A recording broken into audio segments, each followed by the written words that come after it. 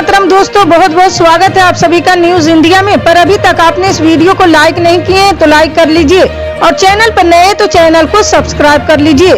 साथ में bell icon भी प्रेस कर लीजिए और कमेंट बॉक्स में अपनी राय को जरूर लिखें। तो चलिए बढ़ते हैं खबरों की ओर। जी हाँ, आपको बता दें कि पुरानी पेंशन को लेकर एक खुशखबरी, इसका इंतजार पूरा देश कर रहा है, लेकिन फिलहाल बदलाव सिर्फ एक राज्य में हो रहा है। दरअसल हिमाचल प्रदेश के मुख्यमंत्री सुखविंदर सिंह सुक्खू ने मंगलवार को कहा कि राज्य सरकार ने पुरानी पेंशन योजना को बहाल करने की घोषणा करने से पहले आवश्यक बजटीय प्रावधान किए हैं। उन्होंने एक बयान में कहा कि हिमाचल मंत्रिमंडल ने विचार विमर्श के बाद अपनी पहली बैठक के दौरान योजना की बहाली को मंजूरी दे दी है। कांग्रेस विधानसभा चुनाव से पहले अपने प्रतिज्ञा पत्र में किए गए अन्य सभी वादों को पर्याप्त वित्त प्रावधान करने के बाद चरणबद्ध तरीके से पूरा करेगी। मुख्यमंत्री ने वेतन आयोग की सिफारिशों को लागू करने का वादा करते हुए कथित तौर पर कर्मचारियों के बकाये का भुगतान करने में विफल रहने के लिए पूर्व भाजपा प्रशासन की आलोचना की है। जी हां, उन्होंने कहा कि भाजपा सरकार की जल्दबाजी में उठाए गए कदम अवांछित और अनावश्यक हैं। सुक्खू ने कहा कि भाजपा सरकार ने मौजूदा सरकार को खाली खजाना सौंपे हैं। जी हाँ, आपको बता दें कि कांग्रेस के पूर्व अध्यक्ष सोनिया गांधी ने हाल में केंद्र सरकार द्वारा पेश किए गए बजट को लेकर उन्होंने कहा कि ये बजट महंगाई, रिकॉर्ड बेरोजगारी और घटती आय जैसी गंभीर चुनौतियों का समाधान करने में विफल रहे हैं। उन्होंने कहा कि हमें भारत के लोगों की आवाज सुनने के लिए मोदी सरकार और उनके मंत्रियों के बजट महिमा मंडन को अनसुना करना चाहिए। जी हाँ, यूपीए चेयरपर्सन सोनिया गांधी ने दैनिक अखबार में लिखे एक लेख में कहा कि इस बजट में गरीबों के लिए बनाई गई योजनाओं में आवंटन कमी और उनके अधिकारों में कमी की है।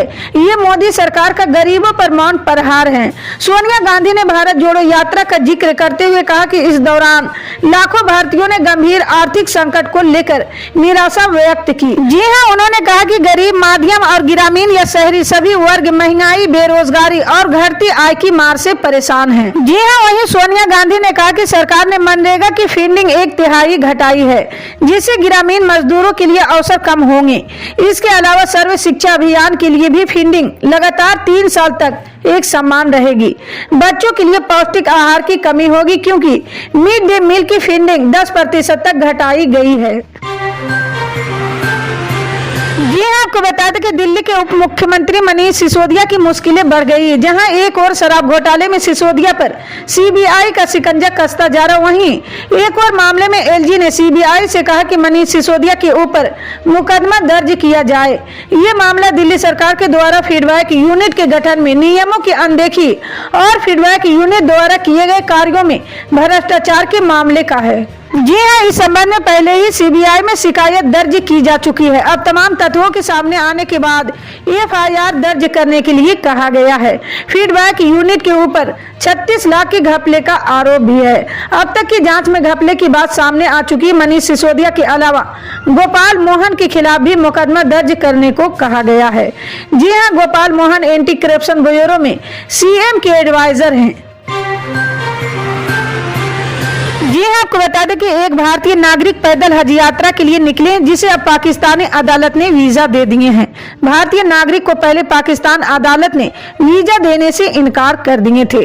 नागरिक ने मंगलवार को हज के लिए सऊदी अरब तक पैदल चलने की अपनी मैराथन यात्रा को पूरा करने के लिए पाकिस्तान में प्रवेश किए हैं। जी हाँ, 29 साल के सिहाब वाघा बॉर्डर के रास्ते पाकिस्तान पहुंचे। पाकिस्तान में उनका स्वागत लाहौर में रहने वाले सरवर ताज और भगत सिंह मेमोरियल फाउंडेशन पाकिस्तान के अध्यक्ष इम्तियाज राशिद कुरैशी ने किए हैं। सिहाब की ओर से सरवर ताज ने पाकिस्तान के सुप्रीम कोर्ट में याचिका दायर की थी।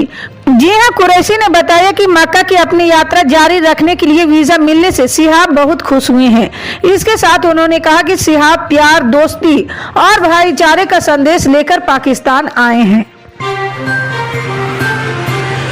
जी हाँ, आपको बता दें कि पेट्रोल डीजल के भाव हर दिन सरकारी तेल कंपनियों द्वारा जारी किए जाते हैं। ये भाव इंटरनेशनल मार्केट में कच्चे तेल की कीमतों के आधार पर तय किए जाते हैं। आज के दिन क्रूड ऑयल के भाव में भारी बढ़त दर्ज की गई है। WTI क्रूड ऑयल के भाव में 0.53% की बढ़त देखी गई और ये $77.55 प्रति बैरल पर कारोबार कर रही है। वहीं ब्रेंट क्रूड ऑयल के भाव में 0.11% की भारी बढ़त दर्ज की गई है। ये $83.69 प्रति बैरल के आसपास कारोबार कर रहे हैं। ऐसे में क्या आज के दिन के पेट्रोल डीजल के भाव में इन क्रूड ऑयल की कीमतों का असर पड़ा है? आइए जानते हैं इस बारे में। जी हां, देश के चारों महानगरों में आज पेट्रोल डीजल के भाव में किसी तरह का बदलाव दर्ज नहीं किया गया है। चारों शहर यानी दिल्ली, मुंबई, चेन्नई और कोलकाता में पेट्रोल डीजल के भाव अपने पुराने रेट पर बने हुए हैं। जी हां, वहीं कुछ शहरों में रेट में कुछ उतार चढ़ाव जरूर दर्ज किया गया है।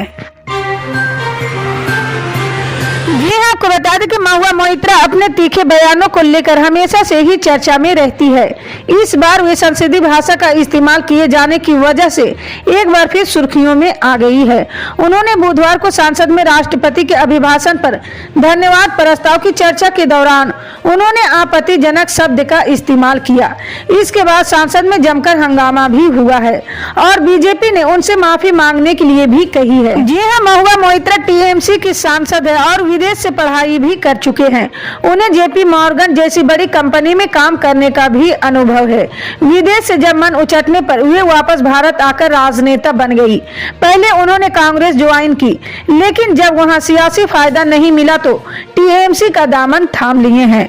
अब अपने बयानों को लेकर जी हाँ, खूब चर्चा में रहने वाली महुआ मोइत्रा को टीएमसी के एक फायर ब्रांड नेता के तौर पर जाना जाता है। जी हाँ, आपको बता दें कि मौसम विभाग की माने तो आज यानी 8 फरवरी के बाद से उत्तर पश्चिम भारत के राज्यों में न्यूनतम तापमान में 2 से 4 डिग्री की बढ़त देखी जा सकती है। तापमान में ये बदलाव 10 फरवरी तक जारी रहेगा। इसके बाद 11 फरवरी को न्यूनतम तापमान में 2 से 3 डिग्री की कमी दर्ज की जा सकती है। वहीं अगर कोहरे की बात करें तो पश्चिम बंगाल और सिक्किम में जी हाँ, कल यानी 9 फरवरी को सुबह और शाम के वक्त फिर घना कोहरा देखने को मिल सकता है। जी हाँ, देश की राजधानी दिल्ली में आज न्यूनतम तापमान 11 डिग्री और अधिकतम तापमान 27 डिग्री दर्ज किया जा सकता है। इसी के साथ आज दिल्ली में तेज हवाएं चल सकती है। 9 फरवरी को दिल्ली में काले बादलों का डेरा रह सकता है। दिल्ली में इस पूरे हफ्ते बादल रहेंगे और तेज हवाएं चलेंगे। इसी तरह की पल पल के अपडेट जानने के लिए जुड़े रहे हमारे न्यूज इंडिया के साथ। मिलते हैं अगली बड़ी खबर में, तब तक के लिए जय हिंद।